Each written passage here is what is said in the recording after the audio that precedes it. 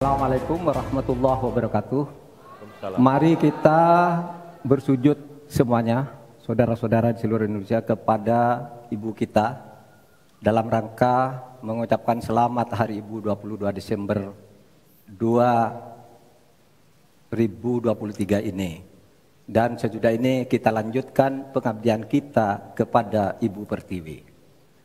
Ada yang bertanya kepada kami, mungkin tidak Anda mentargetkan mendapat pertumbuhan ekonomi 7% di dalam 1 tahun.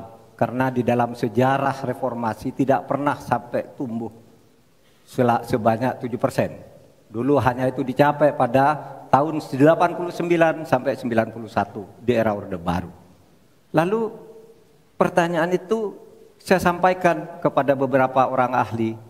Lalu mereka mengatakan hanya karena kebodohan kita ini tidak bisa menaikkan pertumbuhan ekonomi menjadi 7% karena kita ini kaya raya dengan sumber daya alam dan sumber daya manusia yang hebat. Masalahnya apa? Masalahnya banyak korupsi dan inefisiensi di sektor-sektor pertumbuhan ekonomi, yaitu di sektor konsumsi, belanja pemerintah, ekspor impor, dan investasi. Jadi dengan demikian karena banyak korupsi, dan itu memang betul terjadi. Coba lihat, berdasar hasil SIGI, Transparansi Internasional, korupsi terjadi di lembaga legislatif, eksekutif, dan yudikatif secara besar-besaran. Korupsi juga terjadi di 3 metra alam kita ini. Kita menginjak bumi, ada korupsi di tanah dan pertambangan. Kita ke laut, ada korupsi di masalah kelautan. Kita melihat udara, pesawat terbang kita, ternyata di udara juga banyak korupsi. Akibatnya apa? Rakyat miskin.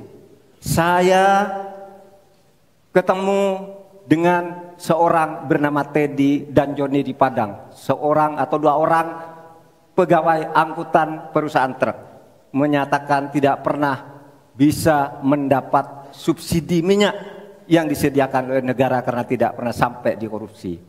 Saya juga ketemu dengan seorang Sri Wulan, anak kecil di Parongpong, Bandung Barat. Dia mengajak saya main layang-layang. Katanya, "Bapak, saya ingin terbang seperti layang-layang meraih cita, tapi saya tidak dapat." Kemudian saya ingat pulau saya, Madura. Di Madura itu kaya dengan gas alam, tetapi sampai sekarang tidak pernah dioptimalkan untuk dimanfaatkan. Maka kuncinya adalah bagaimana kita memberantas korupsi. Lalu ada yang tanya kepada saya, "Bapak, kalau Bapak jadi wakil presiden orang takut ditangkap." Saya panggil para ekonom dan para pelaku usaha, "Apa betul Anda takut kepada saya kalau saya wapres?" "Tidak, Bapak. Justru kami perlu seorang penegak hukum seperti Bapak. Karena apa? Kami kalau mau investasi di Indonesia ini diperas. Mau berusaha ini diperas. Kalau kami bayar padahal diperas, lalu ketahuan kami ditangkap katanya kami menyuap." Itulah Indonesia ini pada saat ini. Oleh sebab itu, saudara sekalian, kita harus lawan korupsi. Memembang istilah anak muda, "Hai koruptor, kutabrak kau. Hai wir, mundur kau wir.